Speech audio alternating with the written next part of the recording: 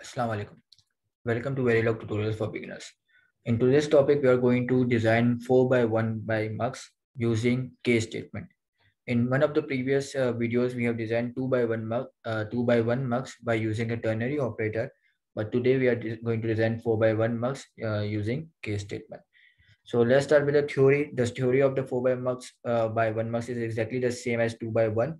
The only difference will be if we draw the block diagram. So the block diagram of 4 by, as we have known that the selector pin for the 1 mux should be 2. Selector base should be 2. So that's why the inputs we get can be s raised to power 2. So it will be 4. Okay, अगर हम इसकी block diagram design करते हैं, so what will be the block diagram कि आपके पास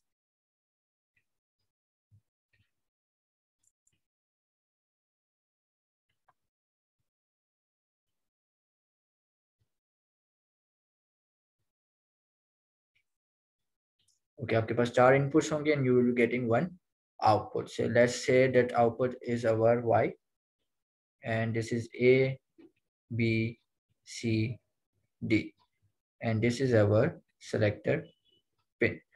ठीक है, basically पिछली बार हमने जो 2x1 मक्स बनाया था उसमें हमने जो डाटा बिट रखी थी डाटास की वो 2 बिट्स रखी थी.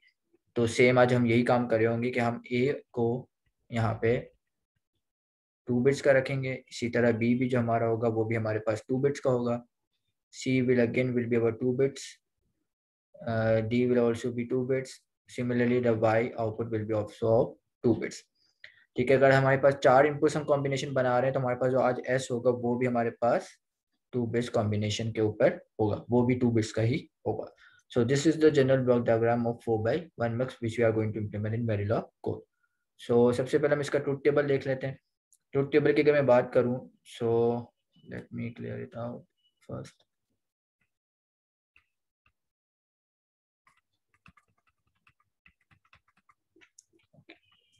ठीक है, अगर हम ट्रूथ टेबल की बात करते हैं तो ट्रूथ टेबल के पास आपके पास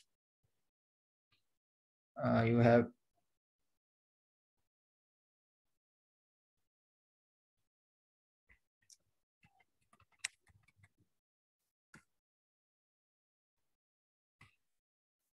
give me a minute. Okay, so let's start with our truth table. अगर ट्रूथ टेबल की बात करें तो बेसिकली हमारे पास यहाँ पे एस जो है वो 2 बिट का है. तो इसका जो ट्रूथ टेबल होगा वो भी आपके पास 2 बिट का बनेगा. तो one will be the S1 and will be the S0 and you will be having our output. So अगर इसके हम ट्रूथ टेबल की कॉम्बिनेशन बात करें तो S0 के हमारे पास अगर 2 इनपुट्स है, so the possible combinations will be 0 0 0 1 1 0 और 1 1. ठीक है, तो ये 4 पॉसिबल कॉम्बिनेशन हमारे पास इस अकॉर्डिंग टू एस बिट के हमारे पास हो सकता है कि अगर 2 बिट है तो हमारे पास इसके 4 पॉसिबल कॉम्बिनेशन हमारे पास हो सकते हैं. तो now we have to design the truth table कि जब आपके पास दोनों ही बिट 0 हो तो y के ऊपर क्या आंसर मैप हो जाए, a का जो आंसर है वो y के ऊपर आउटपुट पे आ रहा हो. इसी तरह अगर 0 1 है तो आपके पास जो b का है वो आपके पास y पे आ रहा हो. अगर 1 0 है तो c will be should be map on output y and अगर 1 1 है तो आपके पास जो d है वो आपके पास y के ऊपर मैप हो रहा हो. So this is our truth table जिसको हमें वेरीफाइड करना है in for our design logic. So let's move towards the coding part. यकीनन आपको विजुअल स्टूडियो कोड अब चलाना आ गया होगा. You have to open the Visual Studio code. वहाँ पे आपको जाके एक नई फोल्डर फाइल बनाना है. नया फोल्डर का आप नाम बेसिकली हम 4x1 मक्स रख रहे हैं तो आप इसको कुछ भी नाम रख सकते हैं. अकॉर्डिंग मैं भी केस स्टेटमेंट यूज कर रहा हूँ तो मैं इसको केस का नाम प्रोवाइड कर देता हूँ. ठीक है, once you open the folder you have to make a design file. ठीक है, सबसे पहले बना लेते हैं डिजाइन डॉट बी की file. Okay, let's me open. ठीक है, तो सबसे पहले जैसे हम अपना काम करते हैं what we have to do is to have to design a module. ठीक है, मॉड्यूल बेसिकली हमारे पास मक्स है 4x1 का, तो इसको हम मक्स केस के नाम से इसको मेंशन कर लेते हैं कि भाई हम मक्स बना रहे हैं with using the case statements. ठीक है, इसके बाद इसकी पोर्ट लिस्ट होगी. तो यकीनन पोर्ट लिस्ट के अंदर हम हमने देखा था कि हमने डिजाइन के अंदर 4 पोर्ट्स इनपुट पे डिफाइन किए हुए, एक आउटपुट पोर्ट है और एक हमारी सेलेक्टर पोर्ट है. So the variables can be anything. तो हम अपने हिसाब से वेरिएबल्स रख सकते हैं. For the sake of simplicity मैं वही वेरिएबल्स रख रहा हूँ जो अपने डिजाइन में मेंशन किए हैं. So a, b, c, d, s, y. These are all the code जो मैं अपने डिजाइन के अंदर यूज कर रहा हूँ। ठीक है, मॉड्यूल स्टार्ट करने के बाद यकीनन हम उसको एंड मॉड्यूल कर रहे होते हैं। सबसे पहले बाहर जाते हैं हम डिक्लेयरिंग इनपुट्स। ठीक है, अच्छा अभी इनपुट्स को हमने देखा था कि हमारे जो इनपुट्स है वो सिंगल बिट इनपुट्स नहीं थे, वो हमारे पास मल्टी बिट इनपुट्स थे। तो using the input keyword we know, हमने पिछले वीडियोस में देखा हुआ है कि हम मल्टी बिट के इनपुट्स को किस तरह डिक्लेयर करते हैं। सो this is a 2 bit input signal, तो हम इसको कर देंगे 1:0। so a should be 1:2 bits, b is also 2 bits, c is also 2 bits and d is also 2 bits number। इसी तरह अगर मैं आपकी बात करूं अपने सिग्नल की, कि कंट्रोल सिग्नल के जो हमारे बिट्स हैं वो भी हमारे पास कितनी है, अभी बाय डिफॉल्ट 2 ही है।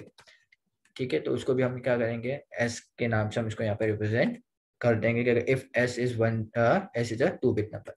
इसी तरह सेकेंड पार्ट हमारे पास आता है डिक्लेयरिंग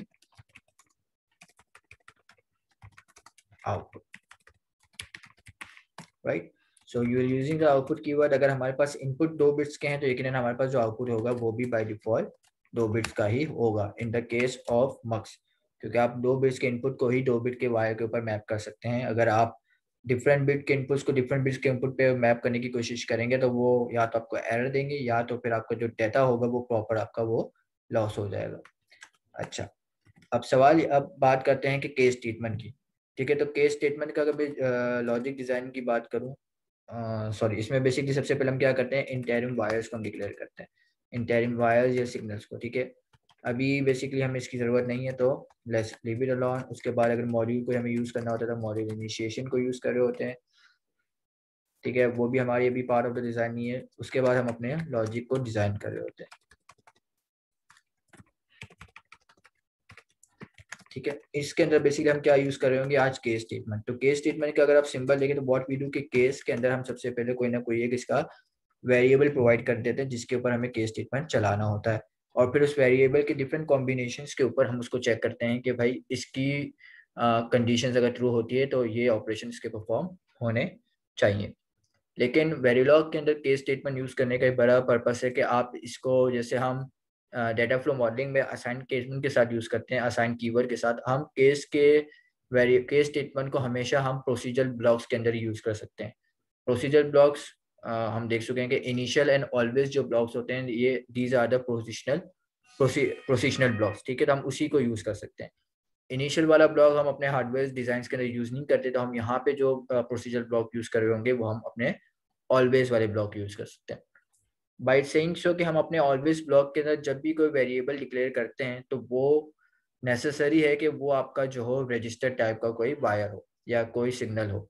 ठीक है, तो अगर अभी हमने यहाँ पे जैसे आउटपुट को डिक्लेयर किया हुआ है, वो बाय डिफॉल्ट जब हम सिर्फ आउटपुट रखते हैं तो वो बाय डिफॉल्ट उसको वायर कंसीडर कर रहा होता है। So to make it a register we have to use an keyword of output reg. ठीक है, बेसिकली अगर आप विदाउट रेज के कीवर्ड के अगर वाई को आप के स्टेटमेंट में यूज करने की कोशिश करेंगे या ऑलवेज के ब्लॉक में यूज करने की कोशिश करेंगे तो वो आपको एरर देना शुरू कर देगा। तो you have to make sure कि जब भी आप कोई भी वेरिएबल या कोई भी सिग्नल आप ऑलवेज ब्लॉक के अंदर यूज कर रहे हैं तो आपको उसको रजिस्टर ही डिक्लेयर करना है, वहां पे आप किसी वायर को यूज नहीं कर सकते। सो let's start with the always block. तो ऑलवेज ब्लॉक का जो सिंटेक्स है कि आपने ऑलवेज हम टाइप करते हैं। ठीक है, ऑलवेज के बाद सबसे पहले ऑलवेज के बाद आपके पास आती है उसकी सेंसिटिविटी लिस्ट। ठीक है, अब सेंसिटिविटी लिस्ट के बाद आप उसको बिगिन एंड एंड करते हैं। अब इस सेंसिटिविटी लिस्ट के अंदर बेसिकली मक्स है, तो मैं चाहता हूँ कि भाई मक्स के आइदर इनपुट्स चेंज हो या कभी भी कंट्रोल सिग्नल चेंज हो, तो ये मेरा मक्स का जो ये जो ब्लॉक है ये हमेशा चलना चाहिए। तो इसकी सेंसिटिविटी लिस्ट में आप क्या क्या चीजें डाल सकते हैं कि भाई ए, कि अगर ए चेंज होता है और बी और सी और डी और एस। ठीक है, बेसिकली मैं इसको बता रहा हूँ कि भाई इन सारे वेरिएबल्स में से अगर ए चेंज हो या बी चेंज हो या ही सी चेंज हो या डी चेंज हो या एस चेंज हो, तो कोई भी चीज वेरिएबल चेंज होता है तो you have to run this always block. ठीक है, अब इस ऑलवेज ब्लॉक के अंदर सबसे पहले मैं क्या करूंगा, केस स्टेटमेंट डिक्लेयर करूंगा। ठीक है, केस स्टेटमेंट के अंदर मुझे वेरिएबल वो बताना है जिसके ऊपर मैं केस स्टेटमेंट लगाना चाह रहा हूँ। तो मैं अपने इनपुट्स जो हैं, अगर मैं ए बी सी और डी के ऊपर स्टेट केसमेंट लगाता हूँ तो वो इनवैलिड होगा, क्योंकि मुझे अपने इनपुट के ऊपर केस स्टेटमेंट नहीं लगाना, मुझे अपने एस के ऊपर क्या लगाना है, केस स्टेटमेंट लगाना है। तो मैं केस स्टेटमेंट के अंदर यहाँ पे क्या भेज दूंगा, एस। अब एस के अंदर लेकिन आपको पता है कि हमारे पास एस जो है वो 2 बिट्स का है, तो 2 बिट्स के इसके मल्टी 4 कॉम्बिनेशन हमारे पास हो सकते हैं। तो हम इसको किस तरह डिक्लेयर करेंगे कि भाई कौन से कॉम्बिनेशन के ऊपर क्या चले। तो केस के अंदर आप क्या करते हैं कि 2 बिट बाइनरी 0 0, ठीक है। बेसिकली ये हमारा केस नंबर 1 है। अब इस केस नंबर 1 पे मैं बता रहा हूँ कि अगर आपकी एस की वैल्यू 0 0 है तो वो कंडीशन ट्रू होगी, तो उसके ऊपर कोई इसको ऑपरेशनल करना होगा। उसके बाद हम इस कंडीशन के बाद लगाते हैं कॉलन। उसके बाद हमें जो भी ऑपरेशन या हमें कोई कमांड लिखनी है तो हम उसको यहाँ पे लिख रहे थे। तो हर केस जो है आपका बिगिन से स्टार्ट होगा और एंड से एंड होगा, ठीक है। तो यहाँ पे बेसिकली आप क्या लिखेंगे भाई, मुझे वाई के ऊपर अपना वाई के ऊपर मुझे क्या असाइनमेंट करनी है। मुझे अपने वाई के ऊपर अगर मेरे पास 0 0 आता है तो मुझे वाई के ऊपर अपने ए को असाइन करना है। The second condition will be 2 bit binary 0 1। अगर 2 बिट बाइनरी 0 1 है तो बिगिन से स्टार्ट करेंगे, it will be and with and. और उसके अंदर आप क्या असाइन कर देंगे कि वाई के ऊपर आप बी को असाइन कर देंगे। And same goes for 2 bit binary 1 0, ठीक है। ये सारे हम बेसिकली उसी चीज को हम देख रहे हैं जो हमने वहाँ पे अपने ट्रुथ टेबल को देखा हुआ है कि किस तरह से वो वहाँ पे काम डिफरेंट डिफरेंट ट्रुथ टेबल के ऊपर हम किस तरह इसके अपने इनपुट्स को आउटपुट के ऊपर अपने इनपुट्स को मैप करवा रहे हैं। सो वाई विल बी सी। उसके बाद हमारे पास आता है 2 बिट बाइनरी 1 1, उसके ऊपर कॉलन बिगिन, ठीक है, and so the Y will be D, right. अच्छा, अब बेसिकली अभी केस स्टेटमेंट में देखा जाए तो बेसिकली ऐसा आपका सिर्फ 2 बिट्स का था, तो इसीलिए हमारे पास यहाँ पे 2 बिट्स के पॉसिबल सारे कॉम्बिनेशंस क्या थे वो कवर अप हो गए थे। व्हाट इफ के मेरे पास कोई एक ऐसा पोर्ट हो जो मल्टीपल अगर 3 बिट सिग्नल्स हो, उसमें मेरे सारे इनपुट्स यूज ना हो रहे हो, तो इसके लिए हम क्या करते हैं, जैसे हम दूसरी प्रोग्राम्स के अंदर आपके पास केस स्टेटमेंट के बाद एक डिफॉल्ट केस होता है, तो इसके अंदर हम भी हमारे पास यहाँ पे भी हम डिफॉल्ट केस को इंट्रोड्यूस करवा देते हैं कि भाई डिफॉल्ट जो भी हो बिगिन, उसको भी आप बिगिन एंड में लिखेंगे। And default will be something like कि आपने इसको बिगिन किया और वाई के ऊपर आपने असाइनमेंट करवा दी 2 बिट बाइनरी 0 की, कि भाई अगर इन पर्टिकुलर इन चारों केस में से अगर कोई भी केस नहीं है तो आप क्या कर दें, वाई के ऊपर 0 असाइन कर दें। अच्छा, केस को बिगिन करने से साथ साथ हमें क्या करना पड़ेगा, एंड केस भी हमें करना पड़ेगा, ठीक है। क्योंकि केस आपके पास यहाँ से बिगिन होता है तो आपको यू हैव टू मेंशन कि भाई यहाँ पे आके मेरी जो केस स्टेटमेंट है वो एंड हो चुकी है और यहाँ पे मेरा ऑलवेज ब्लॉक जो है वो एंड हो चुका है। So this is how you design your case statement, ठीक है। बेसिकली अभी ये सिर्फ आपके पास एक हमारे पास एक वेरिएबल है तो हम एक बिगिन और एंड के अंदर एक कमांड या एक सिंटेक्स लिख रहे थे। अगर मल्टीपल आपके पास कमांड हो तो आप इसको बिगिन एंड एंड के अंदर मल्टीपल कंडीशंस या मल्टीपल कमांड्स भी या लॉजिक डिजाइन मल्टीपल आप उसके अंदर लिख सकते हैं, ठीक है। So this by doing this we are done with our design. Let's move to our test bench, ठीक है। सबसे पहले आपको वही टेस्ट बेंच डॉट पी की फाइल डिजाइन करनी है। लेट मी ओपन माय, ठीक है। Module TB ports will be empty and module, ठीक है। आई एम होपिंग कि आप अब इससे बहुत ज़्यादा फेमिलियर हो चुके होंगे, तो इसके अंदर मैं डिटेल्स के अंदर नहीं जाऊँगा ज़्यादा। Let's start with the declaring of design. Design का मेरा नाम क्या था कि भाई मक्स अंडरस्कोर केस, उसको हम नाम दे देते हैं डट का, and it's in port list, ठीक है। पोर्ट्स आई नो कि मेरे पास ए है, B, C dot D comma dot S comma dot Y, right, ठीक है। डिजाइन करने के बाद दिस शोज के भाई मुझे कौन कौन से अपने डिक्लेयरिंग वेरिएबल्स को डिक्लेयर करना है। सो आई नो कि मेरे पास A B C D and S are the inputs and Y is the outputs. तो इनपुट्स को हम किससे डिक्लेयर करते हैं, रेड से, and all of this input will be a 2 bit wide. So A comma B comma C comma D comma S, right. And wire will also be a 2 bit wide, क्योंकि जो इतने इनपुट्स होंगे उसी तरह इसका आउटपुट होगा। सो wire Y, ठीक है। Let's map A into A, B into B, C into C, D into D, and S into S, and Y into Y, ठीक है, डिक्लेयरिंग डिजाइन के बाद आपके पास काम आता है designing stimulus. Again procedure block initial begin वाला use होता है विद एंड। सबसे पहले हम वैल्यूज प्रोवाइड कर देते हैं ए को मैं देता हूँ 2 बिट बाइनरी नंबर 1 1। ठीक है, बी को हम दे देते हैं 2 बिट बाइनरी 1 0। सी को हम दे देते हैं 2 बिट बाइनरी 0 1। और डी को हम दे देते हैं 2 बिट बाइनरी 0 0, राइट। अच्छा, उसके बाद डिले 100 सेकेंड। अच्छा, अब यहाँ पे दोबारा मैं अभी एस के इनपुट्स को प्रोवाइड नहीं कर रहा हूँ, तो लेट्स सी के इस बार जब हमने डिफॉल्ट केस रखा हुआ है तो एस किस तरह से बिहेव करता है, या उसमें हमें किस तरह का आउटपुट हमें नजर आता है। पिछली बार जब हमने 2/1 बक्स के अंदर जब एस को इनपुट नहीं दिया था तो हमें वहाँ पे एक्स प्रोपोगेशन नजर आ रहा था। तो लेट्स सी के इस बार हमें किस तरह का इसका बिहेवियर नजर आता है। So now I will give after 100 second I will going to give an input of s of 2 bit 0 0. Then again 100 seconds delay. Let's copy this.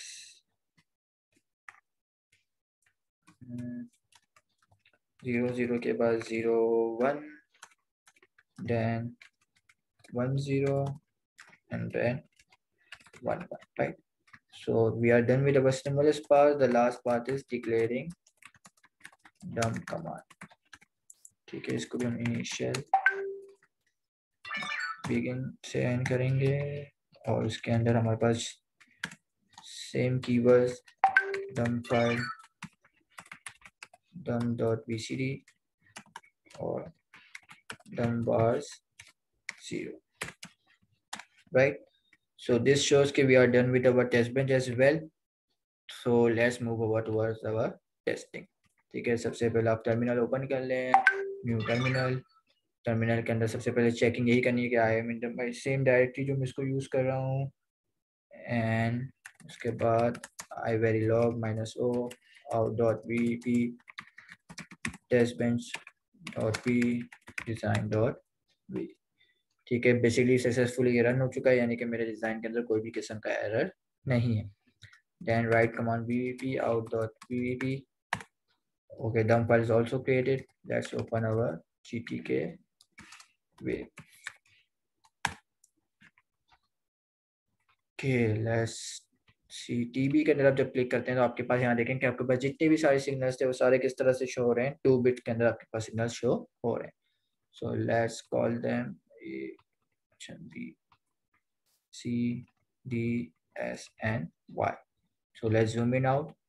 ठीक है, अच्छा सबसे पहले वही कॉम्बिनेशन अगर आपको नजर आ रहा होगा कि जब मैंने पिछली बार हमारे 2/1 बक्स के अंदर जब मैंने एस को कोई वैल्यू नहीं दी थी तो उस वक्त वाई के ऊपर भी मेरे पास क्या आ रहा था, एक्स आ रहा था। लेकिन today something is different happen.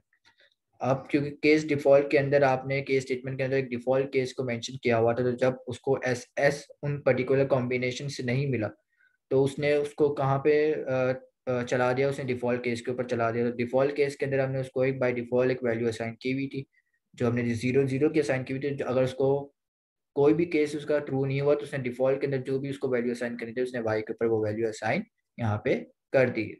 तो आप देख सकते हैं कि जब मैंने एस को कोई वैल्यू असाइन नहीं की थी तो उसने मेरे पास जो डिफॉल्ट केस की वैल्यू 0 थी वही मेरे वाई के ऊपर इसने मैप कर दी है। उसके बाद सेकेंड इनपुट हमने क्या दिया कि हमने एस को 0 कर दिया।